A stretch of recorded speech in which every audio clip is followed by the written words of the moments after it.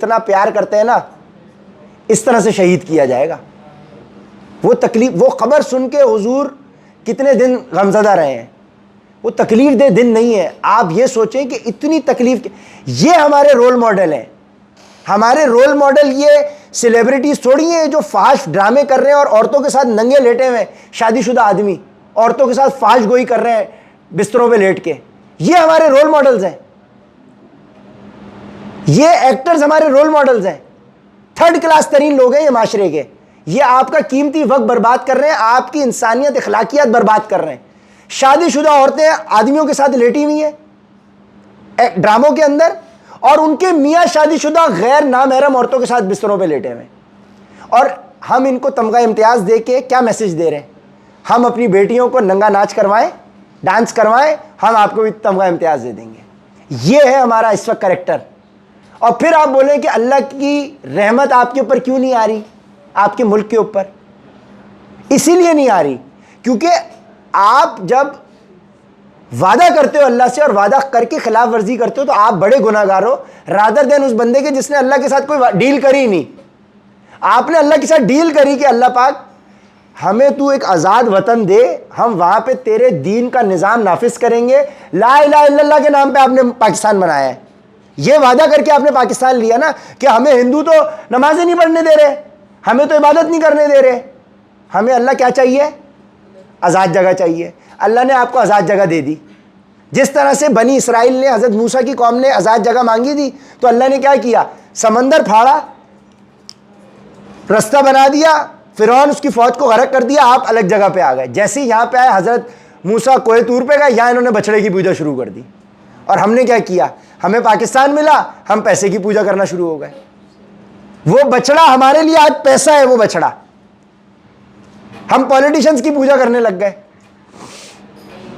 तो अब हमने क्या किया? जिस तरह से बनी इसराइल को 40 साल फिर वो भटकते रहे, अल्लाह ने मनोसलवा उतार दिया उनके लिए कि खाओ पियो जो करना है, आसमान से खाना आ रहा है। उस पर नाशुक्री करी, 40 साल तक भटकते रहे। अब पाकिस्तान के हालात क्यों हैं आज ऐसे, आपको समझ में आ रहा है? क्योंकि आपने ये वादा करके पाकिस्तान बनाया, अल्लाह हम तो तेरा निज़ाम नाफिज करेंगे, और आप क्या कर रहे हैं? आप तमगा इम्तियाज़ किनको दे रहे हैं? जो फाश गोई कर रहे हैं। गाने बजाने वालों को आप हाईएस्ट सिविलियन अवार्ड से नवाज रहे हैं। तो आपके ऊपर रहमत आएगी या जलालत और जिल्लत आएगी आपके ऊपर? आपकी किस्मत में जलालत और रुसवाई लिखी हुई है। ये मेरी ख्वाहिश है, ये मैं इस प्लेटफॉर्म से काम कर रहा हूँ। मैं कैसे कर रहा हूँ? हम अपने हज़ारों क्लाइंट्स तक ये मैसेज पहुँचा रहे हैं, और मैं अपनी कैपेसिटी में, अल्लाह ने बोला कि तुमसे सवाल होगा तुम्हारे बारे में, तुम्हारे इख्तियार में जो लोग हैं उनकी बारे में। मेरे पास 4 महीने पहले कोई जिम्मेदारी नहीं थी सवाए अपने बीवी बच्चों के। अब मुझे 35 लोग सुन रहे हैं ना, अब मेरी जिम्मेदारी 35 की, और आपकी जिम्मेदारी आगे है। ऐसे ये चीज़ मल्टीप्लाई होगी और एक वक्त आएगा कि फिर हम इंसान के बच्चे बन जाएंगे। हमें ये नहीं देखना कि हम पाकिस्तान को ठीक करें, नहीं, हम 35 लोग अगर ठीक हो गए तो ये मल्टीप्लायर इफेक्ट आहिस्ता आहिस्ता आगे जाएगा। This is what I wish to do from Pakfit. Fitness तो है एक बहाना, असल में है आपको जगाना। ये काम हम कर रहे हैं पाकफिट से। ये फिटनेस सिर्फ एक सामने एक लिबादा है जिसको सुन के अगला हमारे पास आता है और हम उसको ये मैसेज देते हैं। मेरे जितने भी क्लाइंट्स हैं, हमारा डाइट प्लान क्या है? सुन्नत के करीब, ठीक है। हम अल्लाह के नबी की वो सुन्नत को जिंदा कर रहे हैं जिसको सबने मुर्दा कर दिया। किसी ने ये हदीस नहीं पढ़ी कि भाई अल्लाह के नबी ने मैदे वाली रोटी नहीं खाई पूरी जिंदगी। अल्लाह के नबी ने 2 दिन से ज़्यादा, तीसरे दिन 3 दिन लगातार रोटी नहीं खाई। चावलों का जिक्र मुझे बताया कौन सी सीरतुन नबी में? 3-3 चांद गुजर जाते हैं, महीने, यानी 3-3 महीने के अल्लाह के नबी के घर में चूल्हा नहीं जल रहा। 2 खजूर 1 गिलास पानी सुबह, 2 खजूर 1 गिलास पानी शाम को है। हम तो ये सुन्नत जिंदा कर रहे हैं भाई। आप लोग बाकी सुन्नतें जिंदा करें, बाकी सब जिंदा है। हम ये वाली जिंदा करके हम इस एंगल से अपना खिदमत का काम कर रहे हैं। हमारी ये इंटेंशन है पीछे, समझ रहे हैं? ये आपका अब पर्सपेक्टिव थोड़ा सा क्लियर हुआ क्लियर? अब आपके दिल में नफरत नहीं होनी चाहिए। अब आपके दिल में क्या होगा? हमें तो हंसी आएगी उस इंसान पे जो हमारे साथ गलती कर रहा है। क्योंकि हम बताऊं क्या, मैं कैसे लिटरली देखता हूं। अब मुझे कोई मेरे साथ कोई गलत काम करे या कोई जुल्म, किसी ने मेरे साथ कोई तकलीफ दे दी, शहरी भाई मेरे साथ कोई काम कर जाए, भट्ट साहब कोई होशियारी करके ना, कोई समझे कि मैं अपनी कोई भाई मैंने तो झाड़ पिला दी, कोई भी ऐसी बात हो कि यार मैंने तो यार अपना तो मेरी ऊपर रह जाए, मुझे हंसी आ जाएगी। क्यों? मैं बोलूँगा यार ये बेचारा 0 to 7 में इसने ये सीखा है यार, ये बेचारा रिफ्लेक्ट कर रहा है, ये अपने कंट्रोल में ही नहीं है। ठीक है, अब आज एक पॉलिटिशियन मेरे साथ ज्यादती कर जाए, पूरे मुल्क का वो सरबराह बना हुआ है। इसकी मिसाल कैसी है? अब सुनो, ये मैंने आप लोग सबसे, अब सुनो, अब एक एंगल लो। समंदर सी व्यू हम सब गए हैं, कितना पानी होता है समंदर पे, इतना पानी कि आप एक्सप्लेन नहीं कर सकते। आप उसमें उंगली डालें बाहर निकालें, कितना पानी लगा हुआ है, कतरा भी नहीं लगा हुआ, और सामने कितना है। अल्लाह के नबी ने फरमाया कि दुनिया की मिसाल ऐसी है कि तुम समंदर में अपनी उंगली डालो, समंदर के लफ्ज़ हैं, उंगली डालो बाहर निकालो, जितना पानी इस उंगली पे लगा, ये दुनिया की ज़िंदगी है। अब इस दुनिया की ज़िंदगी एक कतरे की है ना, इस कतरे में कोई बहुत बड़ा पॉलिटिशियन बन गया, उसने बिलियन ट्रिलियन डॉलर कमा लिए, लोगों को नुकसान तकलीफ, फ्रॉडिया बना रहा, वो फिरौन बन गया। वो हमारे वाले पॉलिटिशियन तो बेचारे मासूम है उन फिरौन के आगे। बहुत बड़ा कोई उसको मर्तबा मिला, उसने आपकी मट्टी पलीत कर दिया, आपके साथ जुल्म कर दिया ना, आपके साथ जुल्म, आपको तकलीफ दे दी, आपको कतरे की जिंदगी है ना, ट्रिलियनर बन गया, बिलियनर बन गया, उसने पाकिस्तान को भेज दिया पैसों की खातिर, मरेगा वो? मरेगा ना। इस कतरे के पीछे उसने पूरा समंदर अपना आग लगा दिया। अब जो बंदा इतना बेवकूफ है कि वो इस कतरे की जिंदगी में वो काम कर जाए कि उसने अपने समंदर को आग लगा दी, एक सिक्के के पीछे उसने पूरे समंदर की जितने गोल्ड को, यार बंद कर देना इसको, यार बंद इसको। अब सुने, एक वो इंसान या वो पॉलिटिशियन, वो इंसान जिसने इस कतरे के पीछे, कतरे जितनी जिंदगी के पीछे अपने पूरे समंदर को आग लगा दी, उसने बोला कि मुझे ये एक कतरा सोने का दे दो, मुझे पूरा समंदर सोने का नहीं चाहिए। ऐसे बंदे को हम क्या कहेंगे? बेवकूफ, अहमक। ऐसे बंदे के ऊपर हमें हंसी आनी चाहिए, उससे गुस्सा नहीं आना चाहिए। ईमानदारी वाली बात है, अगर आप आज हमारे पॉलिटिशियंस को जो ये इतनी बर्बरियत, इतना जुल्म कर रहे हैं, अगर आप इनको इस चश्मे से पहन के, इस जाविये से देखो, आपने व्हाट्सएप बंद कर दिया, ठीक है, आपने अगले की बेटियों को उठा लिया, आपने ये कर दिया, आपने माँ बहनों को उनके घरों के अंदर कैमरे लगा के वीडियोस बना के अगले को ब्लैकमेल करके बिठा दिया, ये किया ना आपने। ऐसे बंदे के बारे में उसने अपने कतरे के पीछे क्या किया? समंदर आग लगा दिया। ठीक है, यहां भी वो जिल्लत और रुसवाई करेगा, और वहां पे तो हो गई उसकी, वो तो गारंटी हो गई। अब ऐसा बंदा जो इतना अहमक है, इसके लिए मुझे गुस्सा आएगा या मुझे हंसी आएगी? ऐसे बंदे पे मुझे इसके ऊपर हसरत होगी, बेचारा क्या कर रहा है, मुझे हंसी अफसोस होगा इसके ऊपर, ये कर क्या रहा है अपने साथ, इतना बेवकूफ है, इतना अंधा है ये। तभी तो अल्लाह के नबी ने फरमाया कि जो मैं जानता हूं अगर तुम जानो तो तुम हंसो कम रो ज्यादा। मैं, ऐसा है मेरी कैफियत, अल्लाह कमी पेशी माफ फरमाए, कि तुम जहन्नुम की तरफ जा रहे हो, मैं तुम्हें घसीट घसीट के पीछे कर रहा हूं। ये कैफियत है। जब आप इस जाविये से लोगों को देखेंगे ना, तो आपको कोई फ्रॉड करने वाला फ्रॉडिया नहीं लगेगा, बेवकूफ लगेगा, और आप में से हंसी आएगी। लॉजिकल बात है ना, इतने से कतरे के पीछे जो अपनी आखिरत को बर्बाद कर रहा है, मैं उससे गुस्सा रखूं? मुझे तो हंसी आ जाती है ऐसे जब ये खबरें चलती है ना। मैं सुबह उठ के मैं खबर, अच्छा मेरा जिम का रूटीन क्या है, मैं जिम जाके खबरें लगाता हूं कान में, और पूरा वर्कआउट मेरा बेहतरीन गुजरता है। ये हदीस होती है सामने, मैं इस हदीस के, कतरे वाली हदीस के एंगल से ना सुन रहा होता हूं और हंस रहा होता हूं। यार देख ये क्या करके कहाँ जाएंगे, ये कहाँ जाए? ये अल्लाह से भाग सकते हैं? जिंदगी की सबसे बड़ी हकीकत मौत है, ये कहाँ, मौत को कैसे डिफीट करेंगे? ये आज अगर उस मनसब पे है कि इनके इख्तियार में सारी चीजें हैं, तो अल्लाह के तो कटेरे में आना है। जब आओगे कैसे भागोगे? तो ऐसे लोगों के लिए आप हिदायत के हाथ उठाएं। ये मुसलमान का ये शेवा है, ये उसको, ये हमारी तरबियत है, समझ रहे हैं? बजा लो, तालियां बजाना चाह रहे हो तो I don't mind, I don't mind, I don't mind. सही है, सही है। अच्छा सुनो, अब यहां पे हमने क्या पढ़ लिया? पर्सनैलिटी। तीसरी चीज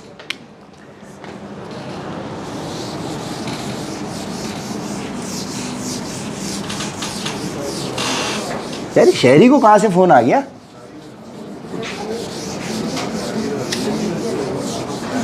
बट साहब इसीलिए अब मुझे यार, अच्छा मेरे पास कोई आता है ना, उमर भाई यार आपका ये प्लेटफॉर्म है, आपने इसको प्रोटेक्ट कैसे किया है? उमर भाई कोई आपका कंपेटिटर आ गया तो है? उमर भाई क्या कर ले, क्या हो जाएगा अगर किसी ने आपकी कोई टीम में से कोई ऐसा कोई गड़बड़ हो गई तो क्या हो जाएगा? अल्लाह नहीं है क्या? सही है, हमने तो अल्लाह को सिक्योरिटी पे रखा हुआ है। अल्लाह कह रहा है, अल्लाह हिफाजत करने वाला है ना, हमने तो रखा हुआ है भाई, कोई टेंशन नहीं है। ऐसी कौन सी परेशानी है? एक सवाल है, पूछे। हर बंदे के अंदर एक फितरत तो है ना कि उसको सही गलत आइडेंटिफाई कर सकता है।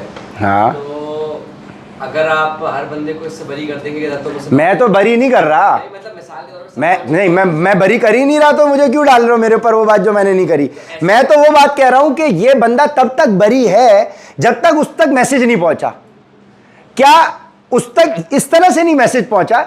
ये वो तरीका दे दिया जिससे आपको लॉजिकली सारी चीजें आपने समझ ली, लॉजिकली मैंने बिल्ड किया, लेकिन मैसेज क्या हमारे तक ये नहीं, इन लोगों तक जो ये फ्रॉड कर रहे हैं उन तक ये मैसेज नहीं पहुंचा कि भाई जुल्म ना करो, फ्रॉड ना करो, कलमा को मुसलमान तक ये मैसेज इस तरह से नहीं पहुंचा, लेकिन मैसेज तो पहुंचा हुआ है। तो कहने का मकसद है कि कोई बरी जिम्मा नहीं है, वो तो पैदा हुआ है उस घराने के अंदर, ठीक है। लेकिन हम उसको ये मैसेज और बेहतर तरीके से समझाएं। आप लोगों को भी तो ये मैसेज पहुंचा हुआ था ना, तो नफरत थी आप लोगों को किसी से, लेकिन अब जिस एंगल से ये मैसेज पहुंचा है अब नफरत नहीं रहेगी। अगर अभी भी नफरत रहेगी तो फिर अल्लाह के नबी की ज़िंदगी को याद करके ताइफ वाला वाक़या सामने रख लीजिएगा, आपको पता चल जाएगा क्या आपका ज़र्फ अल्लाह के नबी से बड़ा है, नाउज़ुबिल्लाह। जब अल्लाह के नबी अगले को माफ़ कर सकते हैं तो हमारे साथ तो वो जुल्म हुआ ही नहीं, हमने तो वो तकलीफ़ काटी ही नहीं, ठीक है। ये चीज़ है, समझ आई यहाँ तक? अब आप आ जाएं, यहाँ तक हम आ गए ना। अब टाइम है हमारे पास एक और कॉन्सेप्ट समझने के लिए।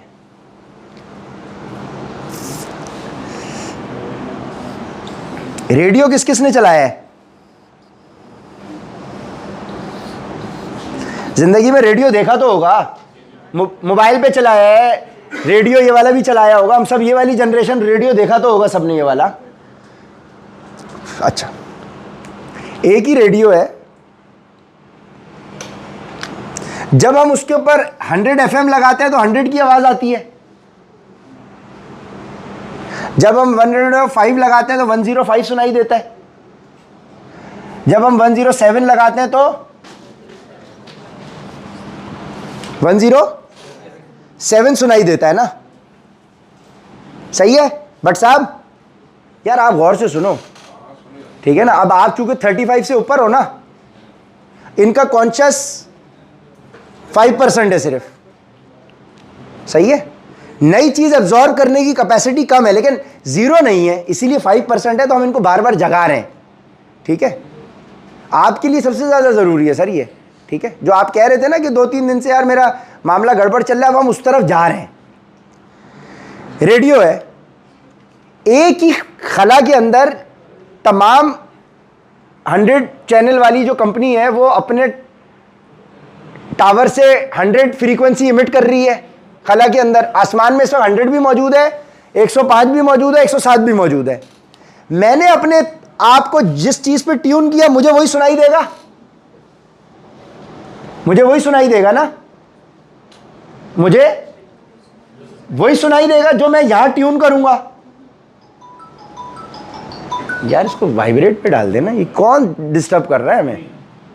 देखो यार, अम्मा को भी अगली दफा आप लोग अम्मा को लेके आया करो साथ, 2-3 अम्माएं जमा कर ली हैं हमने,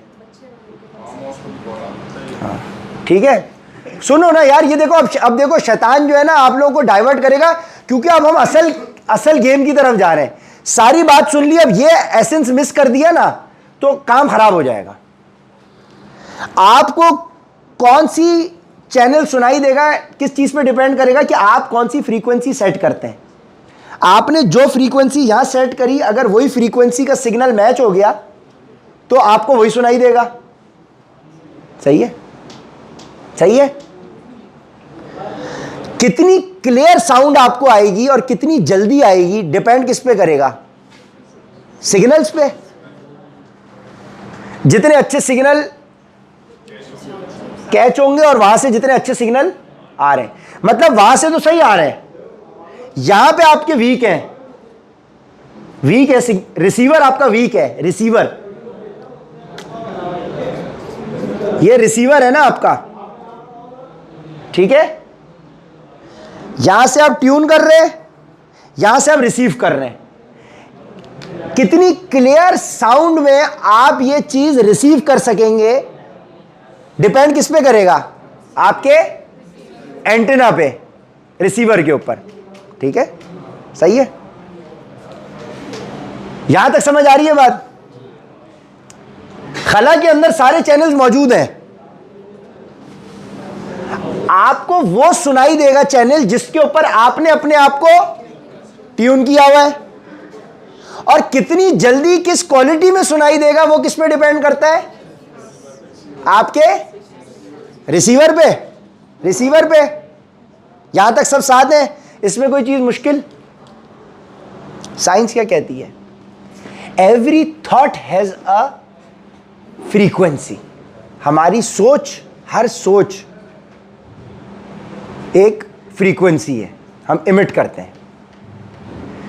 सो हमारी थॉट जो है उसका वो काम है जो यहां पे ट्यून करने वाला काम है। मैंने अपनी थॉट को ट्यून किया है कि मुझे 10 करोड़ की सेल चाहिए, 1 करोड़ की सेल चाहिए, 10,000 रुपये मुझे दिन के चाहिए, 10 चाहिए, 15 चाहिए, 20 चाहिए, बट साहब 50 चाहिए आपको। आपने अपनी थॉट ट्यून कर लिया। यह बहुत आसान काम होता है, यह कोई भी कर सकता है, यह सिंपल है। आपने सोच लिया, ओके डन, मैंने सोच लिया भाई 50 करना है, 20, 30, 50, 60 लाख, यह काम बहुत आसान है, ठीक है, कर लिया मैंने। इसी तरह से खला के अंदर यानी कुदरत, पॉसिबिलिटी क्या क्या पॉसिबिलिटीज हैं? मैं 10 कर सकता हूं, मैं 110 कर सकता हूं, मैं 8 कर सकता हूं या 0 कर सकता हूं। तमाम पॉसिबिलिटीज एग्जिस्ट करती हैं ना, ठीक है। मैं क्या चाहता हूं कि मैंने जो सोचा है वही रिसीव करूं। मैंने जो सोचा है, आप क्या चाहती हैं? 10 सोचा है तो कितना रिसीव करें? 10। आपने क्या सोचा है शेरी भाई? 6 मिलियन, 7 मिलियन, 7 मिलियन, तो मैं 7 को रिसीव करूं, ठीक है। मैंने सोचा भाई 10 मिलियन, मैं 10 रिसीव करूं, ये मैंने सोच लिया। 10 की पॉसिबिलिटी, 10 मिलियन की पॉसिबिलिटी भी है, 7 मिलियन की भी है और 12 मिलियन की भी है। ये मैं अब अपनी एग्जांपल दे रहा हूं, ठीक है। मैंने ये सोच लिया। सोच कहां से आती है? ब्रेन से। ब्रेन माइंड यार एक ही बात हो रही है ना, वो तो सॉफ्टवेयर उसका काम कर रहा है। ब्रेन सोच ये रहा है ना, ये चीज सोच रही है, सोच लिया। पॉसिबिलिटी एग्जिस्ट करती है, हर पॉसिबिलिटी एग्जिस्ट करती है ना, कुछ भी हो सकता है। अब मैं जो सोच रहा हूं 10 मिलियन, मैं चाहता हूं यही अट्रैक्ट करूं, यही अट्रैक्ट करूं। ये कितनी जल्दी रिसीव होगा किस चीज पे डिपेंड करता है? रिसीवर पे। मेरा रिसीवर ह्यूमन बॉडी का थॉट प्रोसेस ब्रेन है, ट्यूनर, ट्यून करने वाला ह्यूमन बॉडी का मैकेनिज्म ब्रेन है, और रिसीवर मेरा हार्ट है। जो इमोशनली स्ट्रॉन्ग कैरेक्टरिस्टिक्स करती हैं मुझे, वही यहां पे भी वही है। दोनों जगह एक ही चीज काम करेगी। यानी अब साइंस क्या कहती है? ब्रेन मेरा इलेक्ट्रिकल वेव्स प्रोड्यूस करता है, हार्ट मेरा मैग्नेटिक फोर्स प्रोड्यूस करता है, और खला के अंदर इलेक्ट्रोमैग्नेटिक फील्ड है एक पूरी, जिसको साइंस की ज़बान में क्वांटम फील्ड कहा जाता है। ठीक है, ये थोड़ी फिजिक्स के लेवल की डिस्कशन है, उस तरफ आपने नहीं जाना, इन शॉर्ट समझा रहा हूं। मेरा ब्रेन, मेरा माइंड, ये मेरा ट्यूनर है, मैंने ट्यून कर चुका हूं, हर बंदे ने अपना ट्यून सेट किया हुआ है। आपकी जिंदगी में ये चीज जो आपने ट्यून करी है कितनी जल्दी रिसीव होगी, डिपेंड किस पे करता है? आपके रिसीवर पे, एंटेना पे। ह्यूमन बॉडी का एंटेना उसका दिल है। जब आपका दिल और दिमाग एक चीज पर होता है तो जो आप सोच रहे होते हैं वही होता है। इसे कहते हैं थॉट बिकम थिंग्स। ये आपको कोई इस तरह से नहीं समझा सकता, इसके पीछे मेरी बहुत बहुत स्टडी है। ठीक है, ये आपको कहीं पे भी ऐसे नहीं मिलेगी ये चीज। लोग आपको गलत तरीकेकार बता देते हैं कि ये कर लो, ये कर लो, ये कर लो। मैं अब आपको एक्चुअल बता रहा हूं। थॉट तो हर बंदा कर सकता है, हर बंदे ने कुछ लोग होते हैं वाकई में जो ये सोच भी नहीं पाते। अब जैसे कि कुछ लोगों को आप बोलोगे 10,000 करना है, हो ही नहीं सकता, ठीक है, उनको ओवरवेल्म हो जाएंगे, नहीं हो ही नहीं। एटलीस्ट हमने 20 दिन में यह काम कर लिया कि जो आप सोच रहे हो, भाई सोच तो आपकी बन गई है ना, सोच आपकी बन गई है, आपकी 10 की बनी है, एक की 1 लाख की बनी है। आपको अपनी सोच आप यहां पे 1 लाख की आप भी कर सकती हैं, मसला नहीं है, सोच कर लें। लेकिन वो सोच रियलिटी तब बनेगी जब आपका हार्ट अलाइंड होगा, रिसीवर आपका तगड़ा होगा, तो आपको वो भी मिल, क्योंकि पॉसिबिलिटी तो है ना। क्या पॉसिबिलिटी नहीं है? इम्पॉसिबल है क्या? इम्पॉसिबल तो नहीं है ना, पॉसिबल है, एवरीथिंग इज पॉसिबल। मुर्दा को जिंदा नहीं कर सकते, बाकी सब हो सकता है। ठीक है, ठीक है ना, ठीक है, सब हो सकता है। ये हार्ट की जो कैरेक्टरिस्टिक्स आपको इमोशनली स्ट्रांग करती हैं, दैट मीन्स आपका रिसीवर स्ट्रांग है। ये रिसीवर, मैग्नेट क्या होता है? मैग्नेट अट्रैक्ट करता है, हार्ट आपका मैग्नेटिक फोर्स प्रोड्यूस करता है, ये अट्रैक्शन वाली चीज है। और अल्लाह ने इस हार्ट के अंदर इंडिपेंडेंट सोचने की सलाहियत दी हुई है, जिसको पता है आप क्या कहते हैं? Sensory, NEURITES। आपके अल्लाह ने दिल में ये सेल्स रखे हैं जो कि ब्रेन में मौजूद है, जो कि ब्रेन सोचता है ना, independent of the brain heart भी सोचता है। हार्ट के अंदर भी अपना एक दिमाग है। हार्ट के माइंड को सेंसरी न्यूराइट्स बोलते हैं। हम कहते हैं ना यार दिल नहीं मान रहा, दिल नहीं सोच के दिल से सोच के बताऊंगा। दिल के अंदर अलग से सोचने वाली सलाहियत है। अब सुने, अल्लाह के नबी ने फरमाया तुम्हारे जिस्म का वो हिस्सा अगर वो बीमार हो जाए तो पूरा जिस्म बीमार हो जाएगा, वो तुम्हारा कल्ब है। हमने स्टडी किया इमोशनल स्ट्रेस में कि अगर इमोशनली स्ट्रेस्ड आउट हो, इम्यून सिस्टम बंद है। इम्यून सिस्टम का मतलब क्या? तुम्हारा जिस्म बीमार है। ये तो अल्लाह के नबी की 1400 साल पहले हदीस थी, उस हदीस की ट्रांसलेशन है ये। उमर फारूक, और ये हदीस का रेफरेंस मैं लगा दूंगा, इब्ने माजा की हदीस है ये, कि तुम्हारे जिस्म का वो हिस्सा अगर वो बीमार हो जाए तुम्हारा पूरा जिस्म बीमार हो जाएगा। वो तुम्हारा कल्ब है, तुम्हारा दिल। तो तुम्हारे दिल को कौन सी कैरेक्टरिस्टिक्स मजबूत करेंगी? बट साहब तुम्हारी सेल सोचा हुआ यार मैं 50,000 की मारूंगा, सोचा हुआ तो बहुत अच्छा है, तुम्हारा रिसीवर वीक हुआ है। बट साहब का रिसीवर वीक हुआ है, पहले सही था, पहले दूसरे महीने में, अभी ये डाउन होता जा रहा है। हुसैन का बहुत अच्छा था, हुसैन का डाउन होता जा रहा है। जिसका ये डाउन होता जाएगा उसकी सेल्स कम होती जाएंगी। हाँ, खाना आ गया?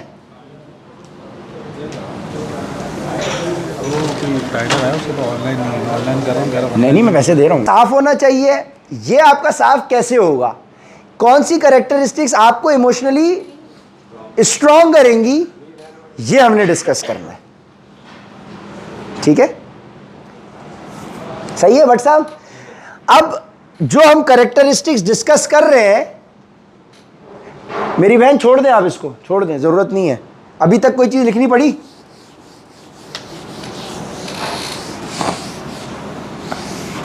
अच्छा, ये वो 90% है जिधर तक लाने के लिए सारी तमीद बांधी है हमने। स्ट्रेस समझाया, माइंड समझाया, फिर पर्सनैलिटी समझी, फिर वो सारी कहानी आ गई किस चीज़ के ऊपर घूमने के लिए? ये 90% में।